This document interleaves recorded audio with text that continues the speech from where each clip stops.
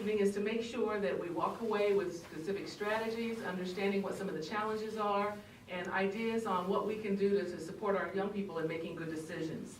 Certainly a hot topic for our parents, educators, and youth as we make sure to keep our kids safe and informed in this digital world.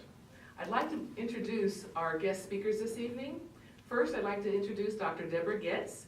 Dr. Getz is a clinical assistant professor in the IU School of Public Health here in Bloomington, where she teaches in the youth development major and minor. Deb actively engages with her students in the community, supporting youth safety, education, and the professional preparation of youth workers. So join me in welcoming Dr. Getz. Our second guest is our very own Mr. Tim Pritchard. He is the Director of Technology here with MCCSC. Mr. Pritchard coordinates the implementation of student and staff technology throughout the corporation. No small task. His work includes the management of data, network infrastructure, systems and security, along with student and staff technology. Before we get started, I do want to take a quick moment and just acknowledge the fact that we have several board members in our audience today. We have Mr. Keith Klein, President Martha Street, Mr. Kelly Smith, and Kathy Fuentes-Rohr. So thank you so very much to our board members for joining us this evening. So I'm going to go ahead and turn it over to Mr. Tim Pritchard to get us started. Thank you, Dr. Winston. Welcome, everybody. Thanks for coming out.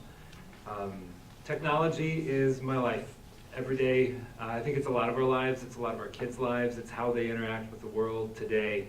And before I talk about technology, or anytime you see me talk at a school board meeting, I frequently throw in why we do what we do. So our philosophy is really allowing students to engage and interact with the world around them. We would do our students an incredible disservice if we said, guess what, when you come to school, you can't use YouTube, you can't use Wikipedia, Facebook is banned, and we don't want you to touch a piece of technology. Because when they leave our doors, we've left them ill-equipped and poorly prepared. So that's our philosophy, that's why we do what we do, but that's also our challenge, and that's where all of what we're talking about this evening really comes into play. So to start, I wanted to let people know about a few laws that govern what we do as a school corporation. One of them, CIPA, the Children's Online Protection Act. Online, it was originally Internet, it was CIPA, now it's Online Protection Act, but that governs our content filtering. So we get funding, federal funding, through E-rate reimbursement. Public libraries, school corporations are eligible for that funding. That funding says we're going to help you provide broadband access for students in your schools in exchange for you making sure they're safe online. We have a comprehensive content filter that at its bare minimum is CIPA compliant. That's the level of, hey, we're going to make sure kids don't accidentally find something they shouldn't while on the internet. What we do then is ramp that up. We block ads, we block spam, we block certain marketing functions, and that kind of governs how our students and our staff interact online. Another federal law that governs what we do is COPA, the Children's Online Privacy Protection Rule. This is another one where you have an acronym letter that doesn't match what the definition is. But this, if you notice, the first one came from the FCC. This one comes from the FTC, the Federal Trade Commission. And when you get something like a rule on Facebook or a rule on Google or YouTube that says you have to be 13 in order to have an account, it comes from this law. So that governs a lot of what we do, particularly with our youngest students, but also a notification to caregivers about what we're doing. When talking about staying safe online, this is when I get really excited, is tracking down some of this stuff and learning about it and trying to make sure our kids are safe and not encountering these things at school. With parents in the room and educators who work with kids, I thought it'd be prudent to go ahead and tell you about a few of these. The first one, a Vault app. If anybody's familiar with those, it could be a great example is a calculator that when you punch in a certain combination of numbers, it opens a photo vault. And that's an encrypted vault on your phone that you can put whatever you want in, use your imagination, and anybody walking by will see an app that looks like a calculator. Just look up Photo Vault app in iTunes Store and you'll find plenty of examples. Second one is proxies. So a proxy is, think of a proxy as somebody signing a document for somebody else. That's how a proxy works online. These are things that are blocked through our content filter, but these are things that are constantly changing and morphing and evolving. And any young person who's doing a lot of internet investigation of how to do something without their parents knowing about it online, they're going to be looking for some of these terms. VPN, a virtual private network. We block virtual private network connections from inside our network, but it doesn't mean kids don't try. And that's another thing, very easy, just Google VPN, how to get around content filter at school with VPN, and find instructions, and kids jump on it. Anonymity, this illusion that you can be anonymous online, is something that we're educating our students about. Our digital citizenship curriculum that we kicked off this year corporation-wide and have been doing for several years really focuses on that from kindergarten on up, that in order to be safe online, there are some guidelines and rules. Phishing, that's something that goes all the way from our little kids up through our employees about how to not lose your identity online. And then exploits and malware, just being aware of phishing attempts that can take over your machine. That picture there on the side, that's a Tor router. If anybody's familiar with Tor, the onion router is what it is. And you can think, if I want to take from my home computer and go to Mr. Clampett's computer at his house, say he's hosting a game there, but I don't want anybody to know I went there, I might bounce off your computer first, and yours, and yours, and yours. So my traffic is going here first, and my traffic is coming back, bouncing through that network, and it's untraceable. That's how a lot of really malicious things online are happening, is bouncing around networks like that. So I share all of that just to say those are kind of the realities we deal with, and those are the things our digital citizenship curriculum really aims to educate our kids about, how to stay safe online. With that, I'm going to turn it over to Dr. Getz. And as you've heard, there's a lot of tools out there. Our students are very smart, and there's plenty of opportunities for them to developmentally create and explore and do what we expect children to do. But it's really important that we also understand a little bit about who they are, what they are looking for, and why the internet, number one, is so potentially harmful, but also very potentially beneficial. And we just have to be aware of those things as they move forward. So as we move on, some of the things that I've got listed up there are a number of the more current apps that are out there. And I really listed these simply so that you could see the variety of things, the variety of names, see if you've heard some of these names with the young folks that you interact with, and understand that some of these are intentionally developed to make it difficult for adults to observe and engage.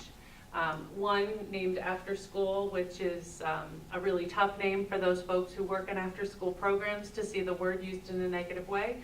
It literally is only available to kids who invite other kids in, and it intentionally works to prevent any adult from observing information.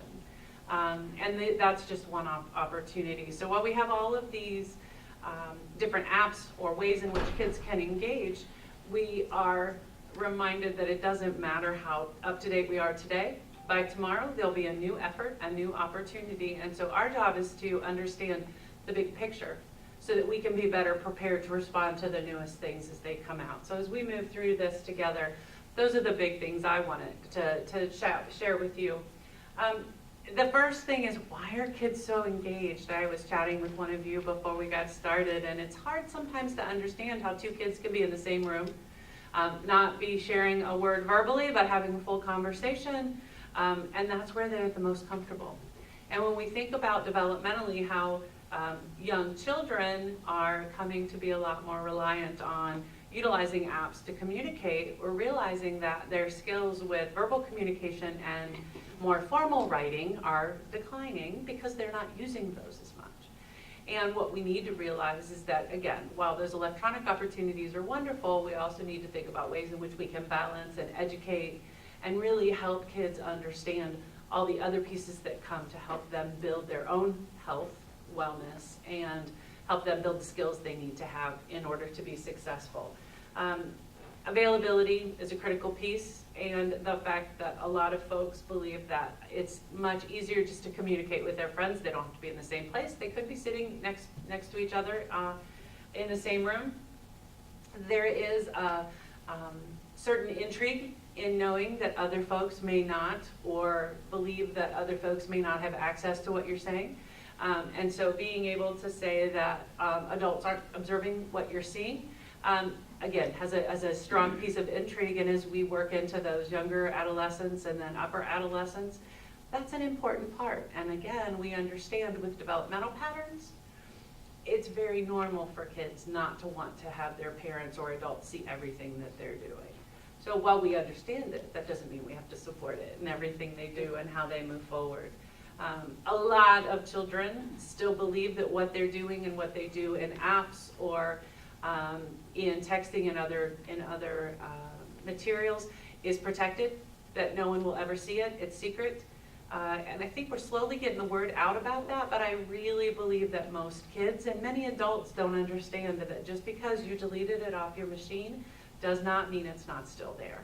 And a lot of apps are designed with the intrigue, Snapchat being one, that you have this brief video and it disappears after a certain period of time. Well, that may be the case, but only in certain opportunities it can still be replicated, but it also can still be found.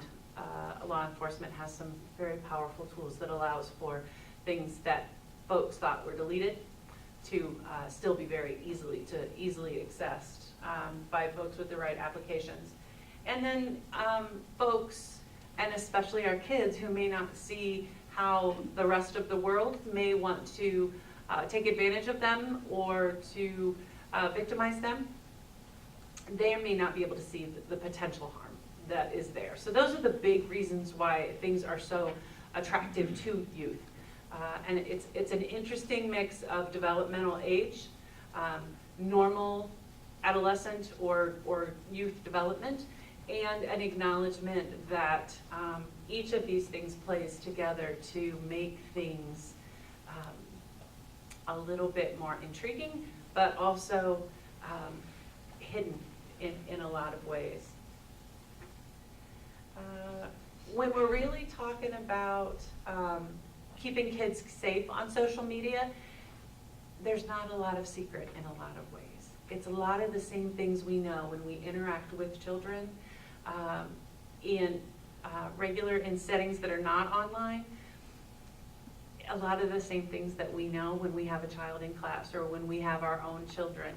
The better we understand our kids, the more time we spend with our children, the more we know about what they're doing and who they're interacting with, the better we're going to be able to protect them.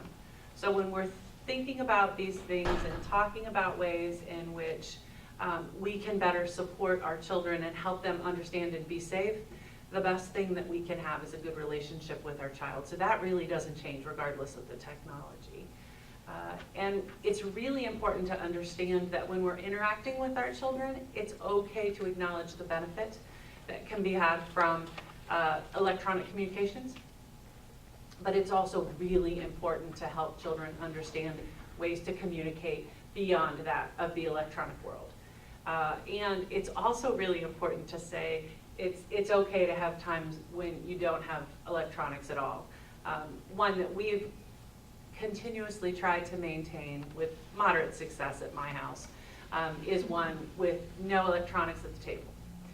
So when we're actually having that meal, which we know is an important factor in building a really strong family, sitting down, having conversation, turning off the electronics and putting away the texting at dinner time continues to be a really powerful way to engage with your kids. You see on my second bullet there, engage with your kids and their friends. The more you understand about your kids, but also the friends and the folks with whom they're interacting, the better you can understand your own children. And in our society, and as we have for many years, it's important to understand that every kid needs support. And even if we're supporting our own children very well, it sometimes is even more impactful when your child comes to you because they have a concern about one of their peers. So building those relationships is really critical. Talking about internet safety at school is so critical, and the fact that we have a school corporation that is really focused on that is staying on top of the newest challenges and really being proactive is a critical piece. Being able to take that information and bring it home is even more important, so we need to make those connections. And then constantly think about what is the maturity level of your child, not just the age. Different children have different levels of maturity. We have 3 children, 2 of which are now off in college, but they were all at different stages and different levels of maturity regardless of age. And so you always want to try and take those things into consideration as you're getting to know your kids and other folks. When we look at development of children, adolescents, helping folks really get and develop the most positive ways in which they can. Again, some of the most basic things are those things we need to come back to in the case of the internet, and that is understanding what those key risk factors are, but also those protective factors. So what are those things that are in the life of the children, of your own children and the children in our community, and how can we really build on the protective factors? You can see the list there. And really moderate as much as possible the risk factors. The stronger the children, the protective list is, and the shorter the risk factor list is, the higher our chances our children, when they get in trouble with the internet or when they have challenges with social media, the stronger they'll be able to be. When we were talking about this, and anytime we talk about the internet, I think that the common thought is, if my child has a challenge or if someone has a challenge, I think the reality is that it's not if, it's when. And it might be something very small, but it also could be something that is very small apparently on the outside, but the more we understand it, it can be very big and very damaging. So we really want to look at those protective factors, and you can see a lot of them are things that are more internal, but they're supported by family, friends, community. And the better a child is able to regulate their own emotions and behaviors, the more attached they are to appropriate adults and people around them, the better their skills are with communication and friends. Those are all among those protective factors. And I put it last because I just want to make sure we're remembering that academic success really does indicate one of our key protective factors. So engaging as much as possible in the community, in the education of your children, paying attention to those kids who might be struggling, and making sure that we're working to mitigate some of the risk factors. And you can see on the risk factor side of the list that some of these are very behavioral, and they kind of can continue to escalate as kids get older. And you can also see that if a child comes from a home where there's been abuse or maltreatment, those are the kids that we've become a lot more concerned about. And then ultimately, in our society, we have to look at the bigger picture. We have a lot of issues now with opioids and heroin and a number of challenges that come as a result of our opioid crisis. When we stop and look at that, overlay that with kids, and then with the power of the internet, we really have to pay attention to those folks who are dealing with addiction in their families. And as soon as we see that, we need to really start being aware of the internet, the opportunities to really protect our families and our kids.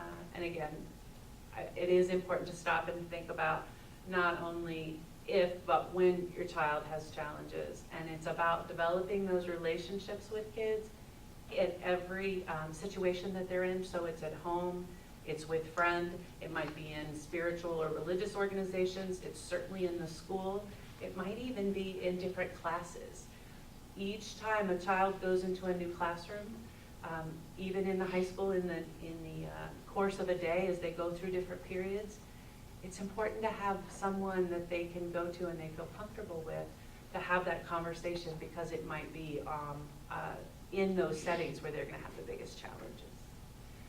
So trusted adults are really important, and age-appropriate preparation. Again, Mr. Pritchard has really set us up well for that in our school corporation, and it's quite the opportunity to make sure that we're building off as much as we can.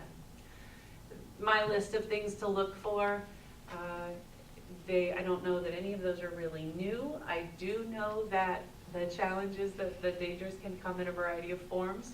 And so we have to constantly be looking for those and realize that the kid who doesn't seem like things are right, or that may be indicating signs of challenge, those are the ones that we want to really be looking out for, and realize that maybe the challenge is coming from the device that they're holding in their hand and interacting with on a regular basis. And I went ahead and put this together. It's just a small list, but these are trusted places where you can go because there's so many opportunities for education. Sometimes it gets overwhelming. And it's nice to be aware of some basic places where you can go and learn and feel safe that you're getting accurate and up-to-date information to be shared with you. Wow, lots of information in just a few quick minutes. Raise your hand, I just want to kind of get a gauge from the audience. Raise your hand if you heard at least one piece of information from our two experts that was new information for you, surprising, interesting. Okay, that's kind of what we were thinking. So given that, you may already have 100 questions in your head. You may have walked in the door with a few questions. We have some pencils and some index cards. If you have some questions that you want to make sure that we ask, just raise your hand so we can get that to you. Jot those questions down. We'll have folks coming around to pick them up because we want to try to get as many of those questions answered as possible. We have a few questions that we're going to start off with, and I think that it's going to be a very engaging evening. You can tell we've got the right experts at the table, right? So, yes. Is this stuff going to be available to us afterwards? Yes, it will be. We will have it all available. And we can talk a little bit more about that at the end. We'll put it on the internet. We'll put it on the internet. Same place. It'll be on under lock and key. You know, it's interesting, given some of the information that both Dr. Getz and Mr. Pritchard have shared regarding supporting our students, making sure they're making informed, well-informed decisions and such. One question that jumps off the bat is, what specifically are we doing in MCCSC with our students regarding the digital citizenship courses? What does that look like? What are we actually teaching our kids through the digital citizenship? Sure. CommonSenseMedia.org is the curriculum that we use, and it's one that we've used now for several years. Last year we were named a digital citizenship corporation, so we were certified as a corporation. But this year we really took that and ramped it up. So for this school year, what we've had is we've done professional development with every one of our faculty members through an online Canvas course where they're familiarizing themselves with, based on their grade level, what they should be looking for and teaching their kids. But then also every student in the corporation is participating in a set of digital citizenship lessons built by Common Sense Media. The lessons, my favorite ones are the little kid ones. I have a kindergartner, a second grader, and a fourth grader in the school corporation. And the kindergartner will do an unplugged activity with a red light, yellow light, and green light. So it might be a scenario, you're playing a game online and someone asks you where you live. Is that a red light, yellow light, or green light? It's a red light. The kids say red and you get to hold up a red card. You enter a game online and it says you get to pick your character for the game. Red light, green light, or yellow light, that's a green light. And they start to learn how to be cautious. My fourth grader, when he was in third grade last year, a lesson he learned, he came home and started talking about gender stereotyping in advertisements. So that's some of the stuff where we get kids to start to critically think in like an Adbusters style way, to take a look at what's around them in this digital world and realize just because it's being thrown in your face doesn't mean it's legit, doesn't mean it's true. And I take that to heart with my own kids. That's how I live my life. I like to pick everything apart. If you know me, I do pick everything apart. And I want our kids, I want my own children, but also our kids in the school corporation to be very critical of the things they see. Particularly now with some of the thematic pieces that are going around in the news media or people accusing the news media of not being proper news media, all of that, we need critical thinkers who can look at it and decipher it and make sense out of all the noise.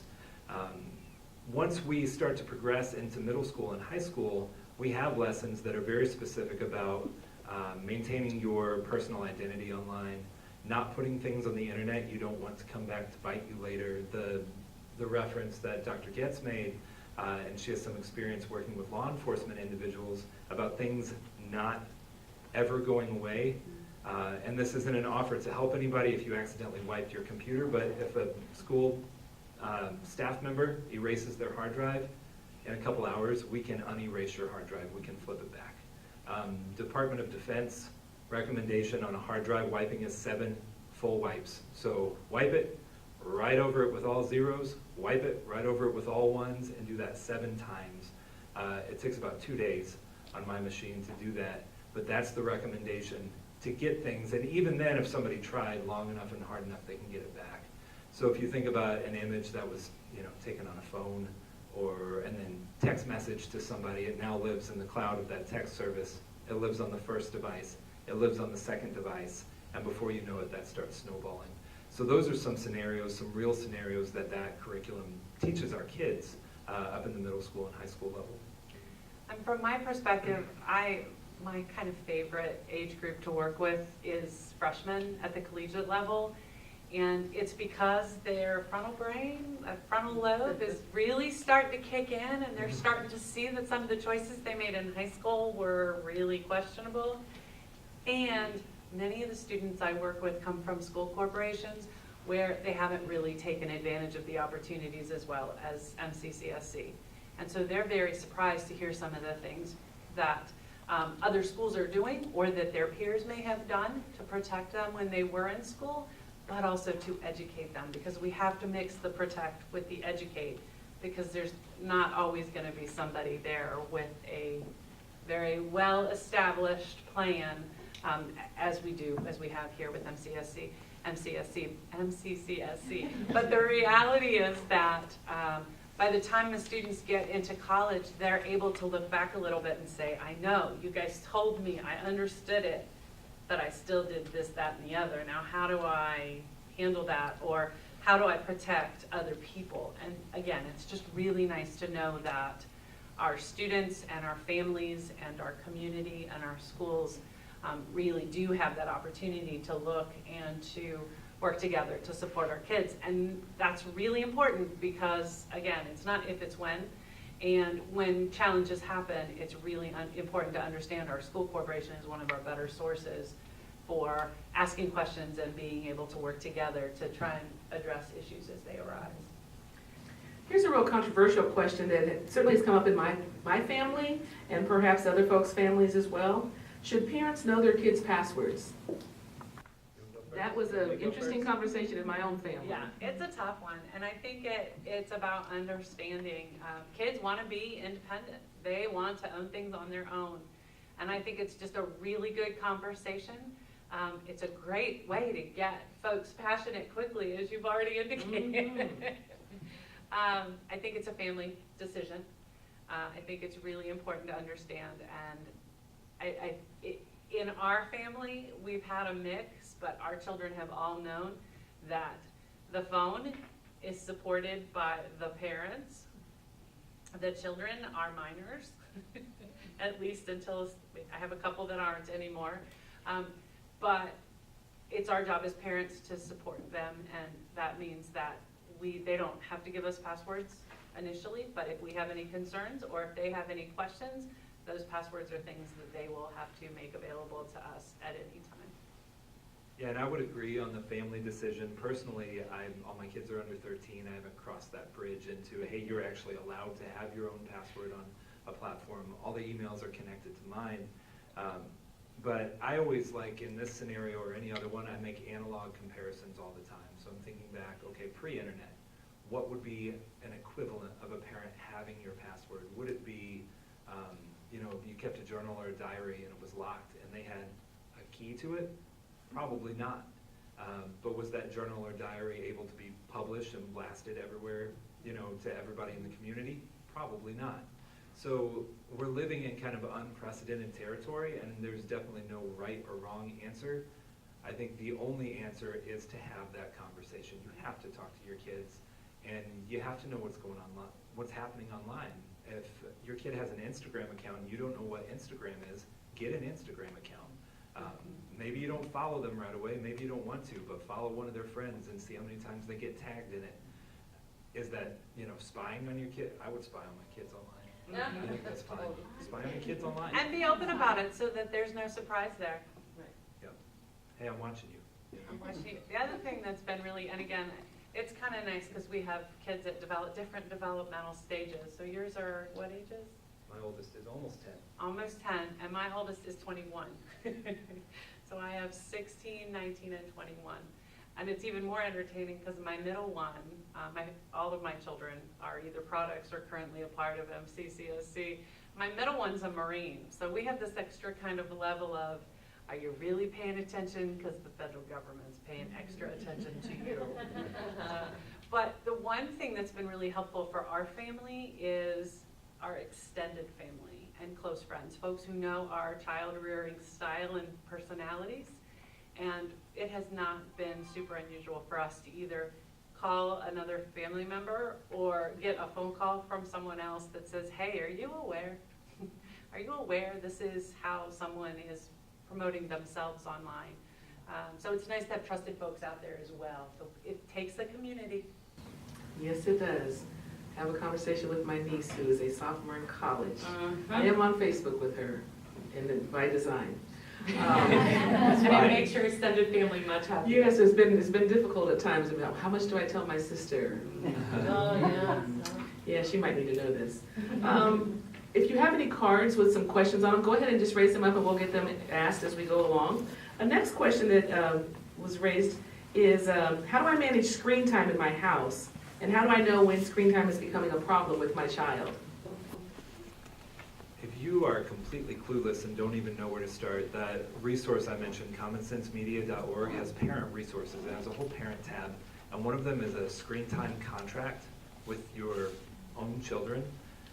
Review it, edit it, mark it up, don't use it, use it. But that type of idea is what I think you have to do. Particularly if it's not a problem at all, if your kid jumps on for a few minutes or does their homework and then they're done, it's not a problem in your family, it's not interfering with day-to-day activities, or they're not having, behavioral changes as a result of it, don't worry about it. But if you see anything like that, a contract like that I think is a great way to start. And then, setting boundaries and timelines, and again, an analog version, hey, it was dark and we were riding our bikes in the neighborhood, it's time to come inside. It's a very different activity, but it was still something that my parents had to intervene in. It's just a different day. And I think having that conversation is the critical part, and then being able to enforce it and follow up. It's not easy. I know when I left to come here, I ran home, grabbed some food, and two of my own kids were playing Minecraft on the Xbox. Having boundaries and figuring out what's appropriate for them is critical, but when you get into the older age groups, the middle school, high school, and you talk about a cell phone or a laptop that can follow a kid to their bedroom, figuring out what your in-home policies are with open doors, closed doors, hours when computers are allowed to be on, Wi-Fi password sharing. I think it's also important to check back on those things regularly. Like when we're trying to help folks be intentional about eating well or sleeping well or homework, it's nice to have specific times during the year when you focus on those things. So thinking about maybe checking in with your kids with everybody's birthday. So there's a birthday, oh, what are we doing with how much time you're spending on the internet? Are we having that conversation? I also like it at the beginning of the year, at the beginning of school, the beginning of summer. So you're having these regular times when you're checking in with your kids or the folks with whom you interact and saying, you know what, how does it feel? We miss you. We had you so that we could interact with you. Let's bring that interaction back to the family.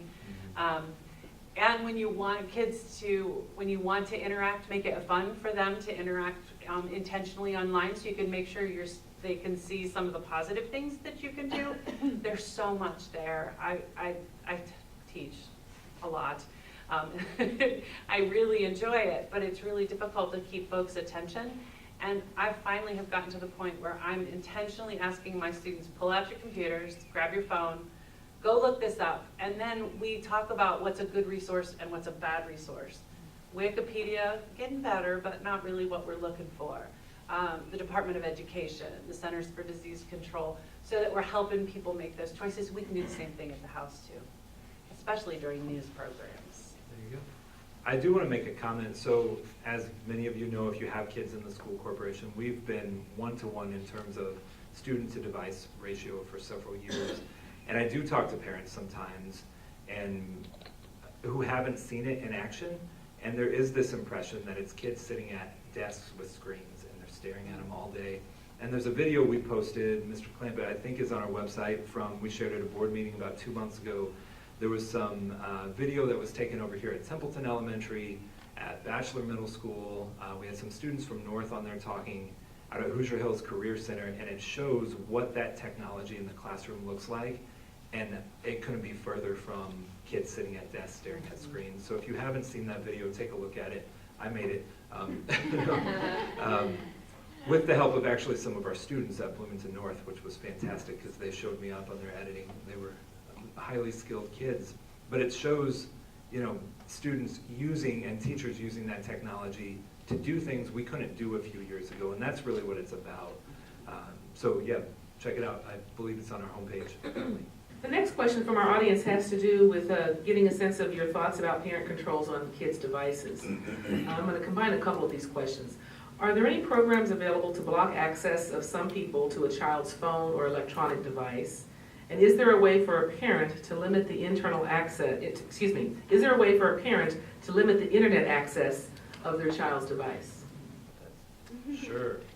So the phone question, if you're talking specifically somebody being able to get on the phone and use the phone, passcoding the phone, and then fingerprint, ID checking the phone, both lock it down. If you're talking about can this person text or interact with someone, that would be a block list, you know, in the actual phone book on the phone, which is possible, but if you don't have access to your child's phone, that becomes more difficult.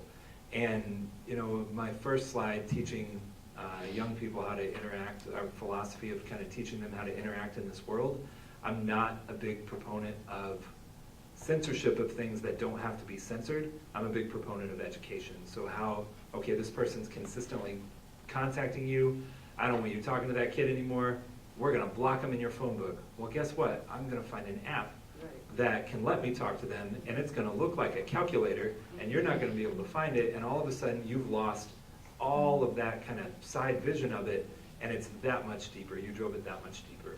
So I think education is the key there. The second question about limiting internet access? Yes. So there are a few things to know. Any device issued from the school, all traffic that happens on there comes back and hits a content filter in the building right behind this building, and our content filtering still applies whether you're on-site or off-site, and it works through a proxy. I mentioned proxies earlier. That's the proxy. The proxy is here. Any of your traffic is hitting a rule set and going through there. If it's a personally owned device, though, and you're trying to figure out what to do in your home, there are quite a few wireless routers, home routers, pieces of actual hardware, but then also pieces of software. Just Google it or go to Best Buy and talk to somebody, or talk to me after the meeting and I can recommend some. But these become essentially the same thing. You can define rule sets, you can define hours that your internet is up or internet is down. If you use a Windows machine at home, you can actually set up user access control, which is pretty simple, where you go into the control panel, you create a user, each of your family members can log on, and you can set hours that they're allowed to use the computer. And if it's 11 p.m. on a Friday and 11 p.m. hits, guess what? They get automatically logged off. So there's, again, some tutorials. It's just a quick Google search. You can watch a YouTube video and figure out how to do it. Those would be my recommendations. It all just kind of depends on what you're doing. Are you trying to censor content or limit time through technology? And I think that all of those are really important pieces. The one that kind of rings home to me, especially as a mom, but also as a professional trying to work with students in the classroom. Our college students come to college and they have all this freedom. One of the places they have freedom that they may never have experienced before is the opportunity to have and use their phone all the time, 24/7. And that's a problem because they haven't figured out how to regulate sleep and get the basics that they need for their health. So by having the opportunity at home, by blocking things, I love the 11 o'clock hour. We didn't do that. It still is a possibility at my house. And sometimes it's not even the kids, it's us too, because we forget. We get focused on these things, we get drawn in, and before we know it, it's a half an hour later and my bedtime has passed. So it's important to help and to educate our kids. As Tim said, it's about educating, not preventing, but using the tools to help kids realize how important it is to turn it off and get the sleep is really critical. And to help folks understand that even though, yes, you can, and I've already seen it in here because I do the same thing. I'm listening, I'm engaged, but I'm also doing something on my phone, and it might be related to what we're doing, or I might be taking notes. Our brains really do best when we're doing one thing at a time. And even though our data shows that we can do more than one, we do much better if we're focused. And so that's another one of those things that is really helpful to reinforce at home, so that kids can understand it's better to turn things off, because many kids, by the time I get to see them, haven't figured that out, and then they wonder why they're not able to be successful in memory and application of knowledge, because they've not learned how to focus on one thing at a time. The next question is one that I know many families have been facing in recent months in the last few years. It has to do with sexting. What do I do if my kid has naked photos on their telephone? Run away, back slowly out of the room. Yeah, I acknowledge that it too is part of children exploring. The problem is that, as Tim has said, when we were in an analog world, it was a picture, we ripped it up, we put it in, we shredded it, no one ever could see it again. The problem now is that is not the case. And what's happening is that part of that exploration is then shared, and then it's shared in negative ways, but it's also shared in very hurtful ways, so it all kind of feeds together. The importance of understanding and planning for when you see or hear of a human close to you who has images on their phone or a single image on their phone is to identify who took it and where it came from and whose body parts are visual. If it is a single human being, if it is the person who is the, if it's a selfie, then that's a different story. The minute that that is an image that is shared beyond that individual, that's when we have to start really looking at it a lot more intentionally and maybe asking for some help on how to address it.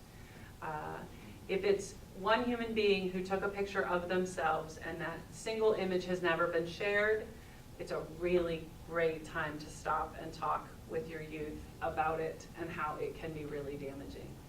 The minute it includes more than one human being and it's beyond one device, then it can become a real problem. And if there's any potential that that image has been shared, then it becomes an opportunity for individuals to come together to figure out how to handle it best. And I say that carefully because if it involves the school, the first thing that I would consider is involving the school in the conversation, because that would be something that the school corporation could help you out with.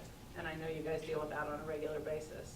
Yeah, if it involves the school in one of two ways, I guess if there's suspicion that it was taken at school, phone call immediately to the building principal or the school social worker to make that initial report, and then their guidance from there in terms of any involvement, likely involvement of Department of Child Services or law enforcement if we're talking about minors, and the production and possession of child pornography at that point is the reality of it. That's what it is, and that's where it becomes very problematic.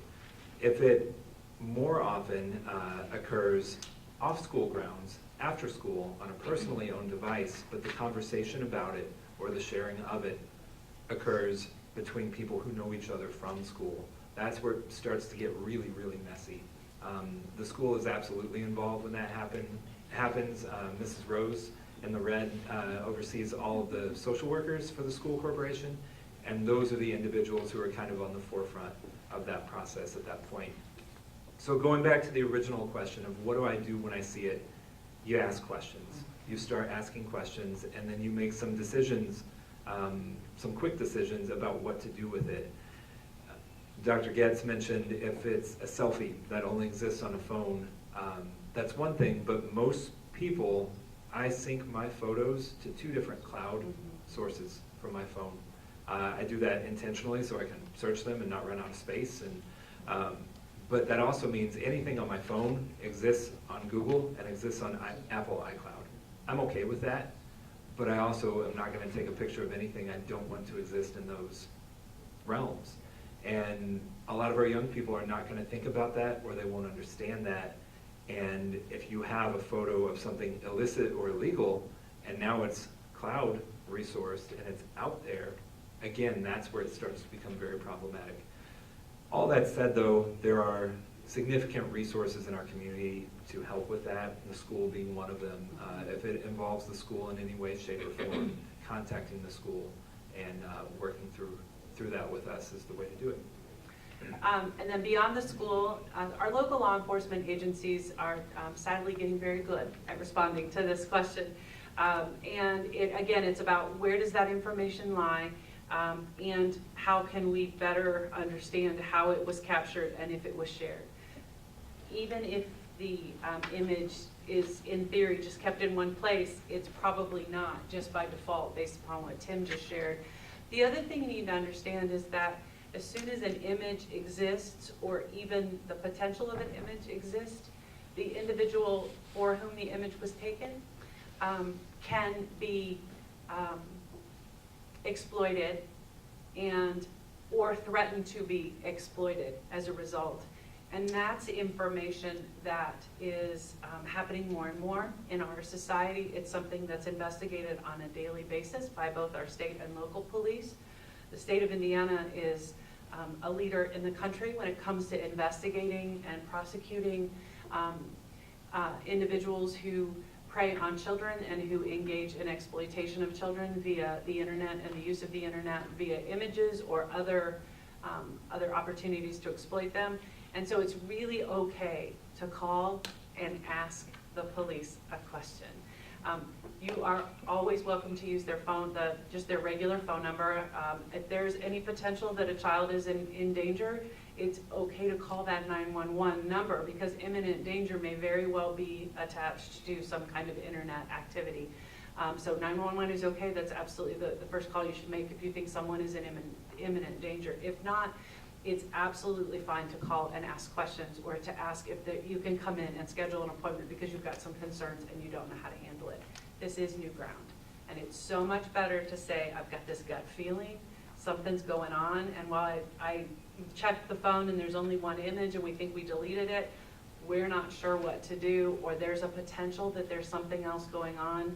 It's so much better just to ask. I've done a lot of educational material with police in regard to child exploitation, and the first and most important lesson is it's much better to ask and to learn than it is to just ignore your gut feeling, because there are so many cases in our state and others where one parent who had a really bad feeling went to the police.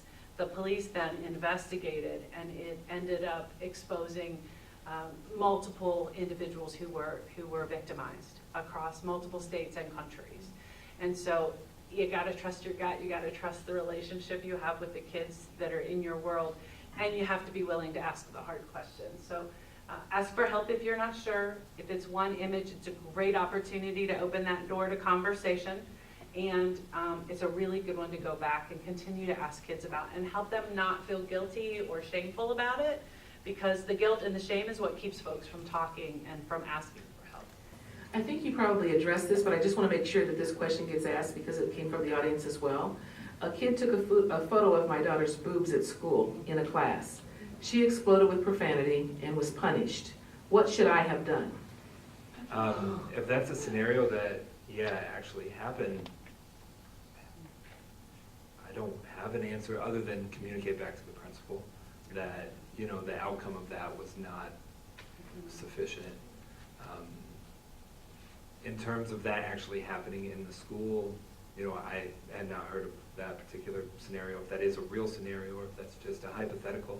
But that would be a situation where absolutely you would need to talk to the principal and the social worker at the school to talk about your expectation of an outcome, because in that situation, anybody, again, exploiting another student at school is a major problem. And it's another opportunity to open the conversation. So whatever the situation was, this happened, so how do we deal with it today? How do you prevent it from happening again? And this goes back to that, this is my body, I control what happens with it. And that was something that was not okay. And so how do we empower the kids with that verbal communication while also making sure we're doing the administrative opportunity? Because the more comfortable we help students be with their bodies and being responsible for how those bodies are used and engaged with, the more comfortable they're going to be in other situations that might be potentially harmful to them. And I do want to add, kind of, since the word sexting was in the title of this, I think we can give it due diligence. Oh, yeah. Two things when Dr. Getz was talking. One, Snapchat, I think most people are now familiar with Snapchat. If you didn't know, Snapchat started as a sexting app. That was the point of Snapchat. You could get on Snapchat, take a picture, send it to someone, and it would disappear after how many seconds? 3 seconds. It was uncovered after a few years that the actual founders of Snapchat were then grifting all of the nude photos and compiling them, so it wasn't disappearing, they were storing them. The actual URL, because we get in the URL the website address that Snapchat hits, is feelinsonice.com. That's the website that Snapchat still hits, feelinsonice.com. And that's like, I mean, there's kids, little kids using Snapchat now. They have all these fancy filters on it, it's nice and cute, but that's how it started. And so that, it's not a new phenomenon, like this year that people started doing this, it's been around for a while. And Dr. Getz mentioned exploitation and the potential for exploitation. And there is a, I guess we can call it a genre or a category of, or a field of pornography, revenge porn, where there are photos that are taken between, consensual photos between two individuals, minors or adults. They're shared with another individual, and then those two people have a falling out and they break up. And one of those individuals says, hey, guess what I have of you? Or they don't say it at all, and they just blast it out there for everybody to see. That's the reality of those things existing at all. It's not a Polaroid in a drawer that somebody's going to paste on a locker at a school or photocopy a bunch of times. It's something that can be out there and replicated millions of times. And that's when it becomes very problematic. Thank you. Let me add a couple of things really quick. Number one, if you do have an image on the kid's phone, don't damage the phone. And don't, because there is a reaction for some folks to get something and literally just physically smash the phone. That makes it impossible for the state police to help you. The other thing is understand that the folks who were working, we have a specific unit with the Indiana State Police and across the country, and it's called the Internet Crimes Against Children Task Force. And there are units throughout the country. In Indiana, again, they're leaders. I don't know that it's amazing that we have folks with these skills. And what's happened is they have figured out a system whereby they're educating school children across the state, and the folks who are doing that education are interacting with the kids, learning about the newest apps from the kids, and taking that information and closing the loop and bringing that back to the task force, so the task force then knows what to go look for and what the new tools are to potentially exploit children. And so this loop is one that really helps us understand the kids are always going to be ahead of us.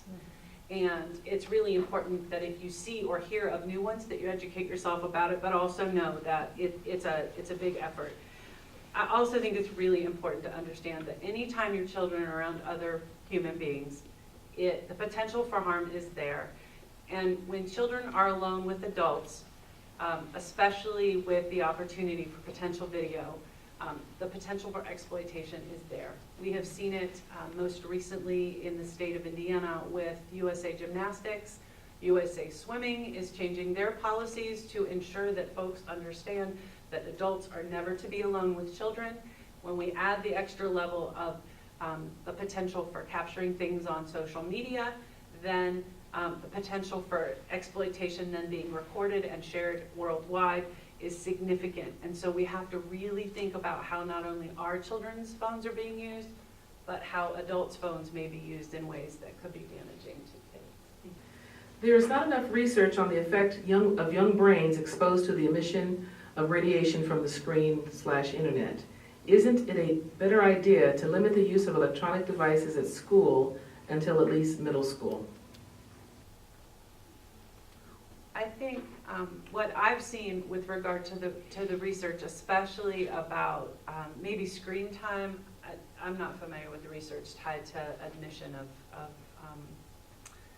challenges other than screen time. But with screen time, it's about helping our kids at an appropriate developmental stage with an increasing level of engagement electronically, be able to use the tools that can help them be successful in their world.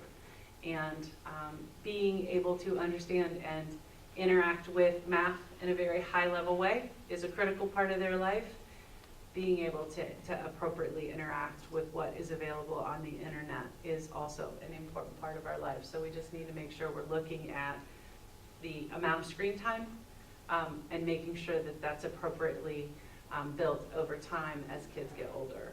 Yeah, and I would agree with everything Dr. Getz said, and also add that we have kind of a natural, I guess, phase in of screen time or screen usage, or I don't even like to call it screen time, of usage of an interaction with technology from kindergarten up through the elementary years, that in our kindergarten classrooms, usage of an iPad is not even daily for most of our kindergartners.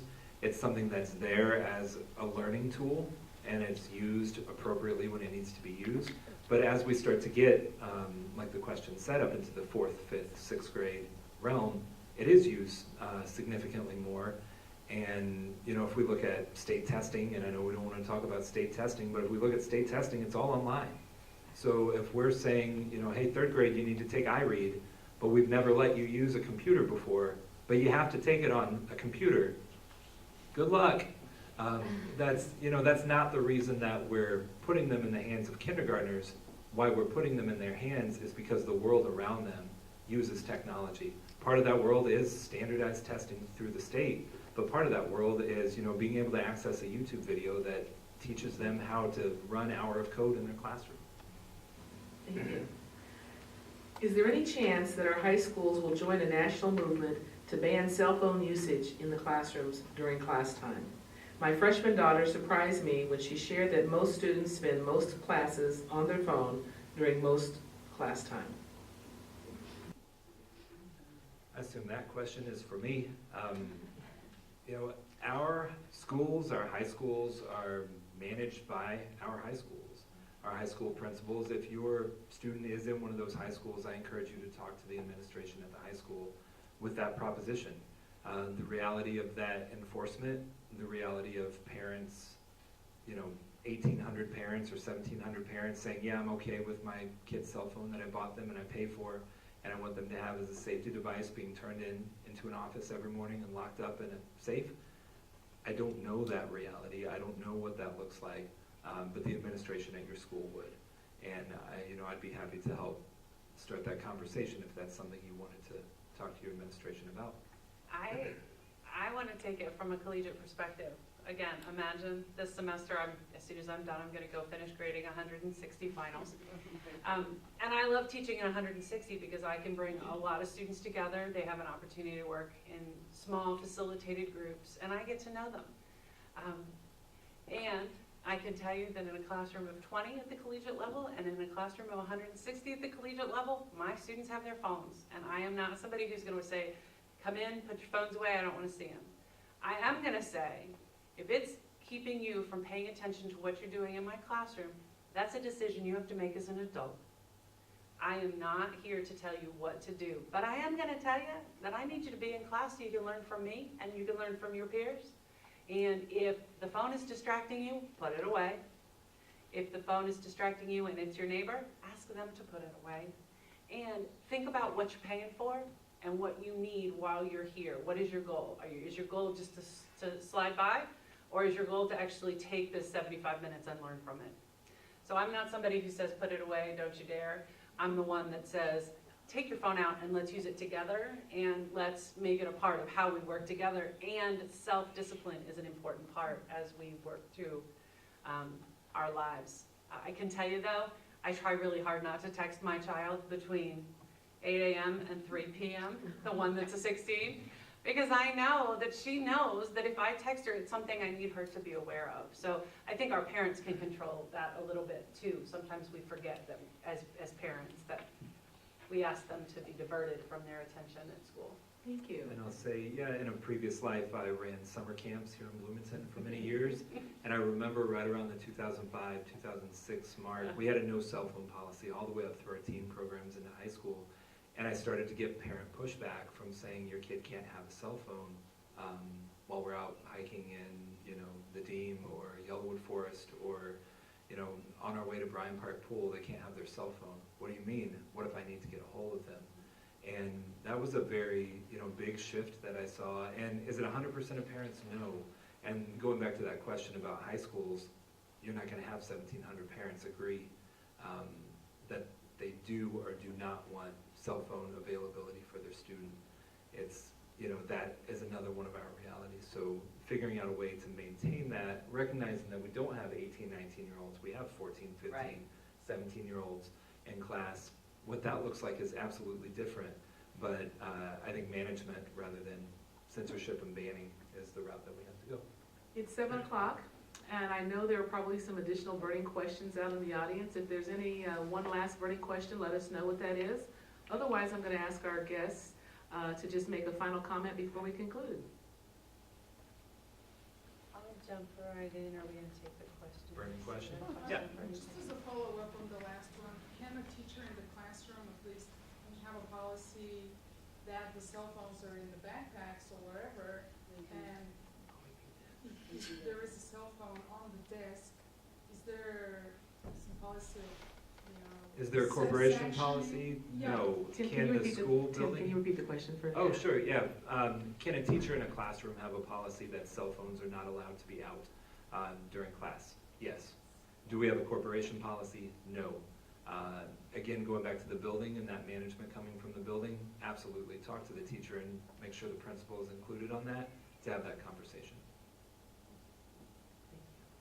Any concluding comments? Oh, concluding comments. Thank you for coming. This was, it's what we live and breathe every day. And thinking about it being, silicone and bits and bytes running around on electricity, live and breathe is kind of an odd analogy, but that's what it is. This is the world our kids are immersed in, my own children personally, but all of our students.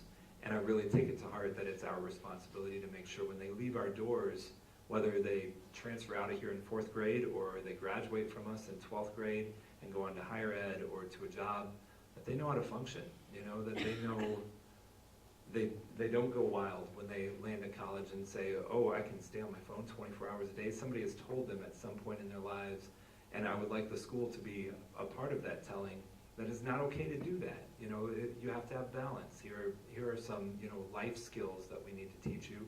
And yes, they're different life skills than we had to have 15 years ago or 5 years ago, but they're real life skills that we have to teach.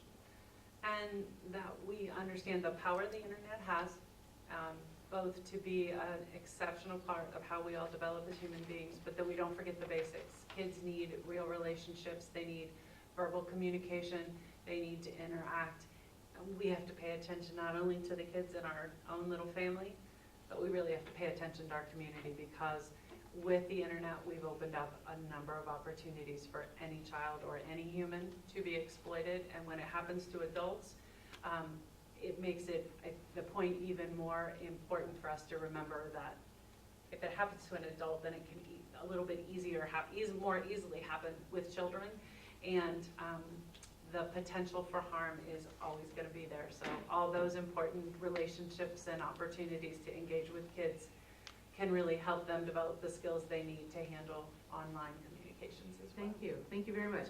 Thank you, everybody, for joining us this evening. We do consider this part of our service to the community. We think it's appropriate that we are, in fact, trying to be proactive in supporting our students.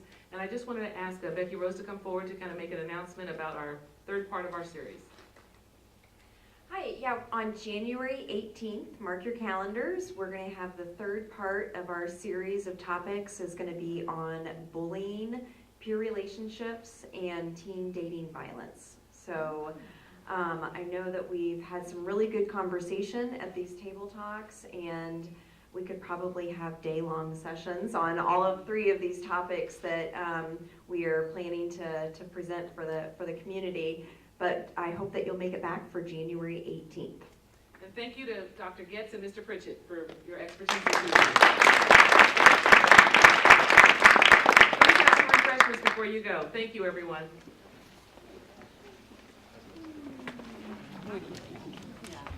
It's 7 o'clock, And I know there are probably some additional burning questions out in the audience. If there's any one last burning question, let us know what that is. Otherwise, I'm going to ask our guests to just make a final comment before we conclude. Can a teacher in a classroom have a policy that cell phones are not allowed to be out during class? Yes. Do we have a corporation policy? No. Again, going back to the building and that management coming from the building, absolutely. Talk to the teacher and make sure the principal is included on that to have that conversation. Any concluding comments? Oh, concluding comments. Thank you for coming. This was, it's what we live and breathe every day. And thinking about it being, silicone and bits and bytes running around on electricity, live and breathe is kind of an odd analogy, but that's what it is. This is the world our kids are immersed in, my own children personally, but all of our students. And I really take it to heart that it's our responsibility to make sure when they leave our doors, whether they transfer out of here in 4th grade or they graduate from us in 12th grade and go on to higher ed or to a job, that they know how to function, that they know they don't go wild when they land at college and say, oh, I can stay on my phone 24 hours a day. Somebody has told them at some point in their lives, and I would like the school to be a part of that telling, that it's not okay to do that. You have to have balance. Here are some, life skills that we need to teach you. And yes, they're different life skills than we had to have 15 years ago or 5 years ago, but they're real life skills that we have to teach. And that we understand the power the internet has, both to be an exceptional part of how we all develop as human beings, but that we don't forget the basics. Kids need real relationships. They need verbal communication. They need to interact. And we have to pay attention not only to the kids in our own little family, but we really have to pay attention to our community, because with the internet, we've opened up a number of opportunities for any child or any human to be exploited. And when it happens to adults, it makes the point even more important for us to remember that if it happens to an adult, then it can be a little bit more easily happen with children. And the potential for harm is always going to be there. So all those important relationships and opportunities to engage with kids can really help them develop the skills they need to handle online communications as well. Thank you. Thank you. Thank you very much. Thank you, everybody, for joining us this evening. We do consider this part of our service to the community. We think it's appropriate that we are, in fact, trying to be proactive in supporting our students. And I just wanted to ask Becky Rose to come forward to kind of make an announcement about our third part of our series. Hi, on January 18th, mark your calendars, we're going to have the third part of our series of topics is going to be on bullying, peer relationships, and teen dating violence. So I know that we've had some really good conversation at these table talks, and we could probably have day-long sessions on all of 3 of these topics that we are planning to present for the community. But I hope that you'll make it back for January 18th. And thank you to Dr. Getz and Mr. Pritchard for your expertise.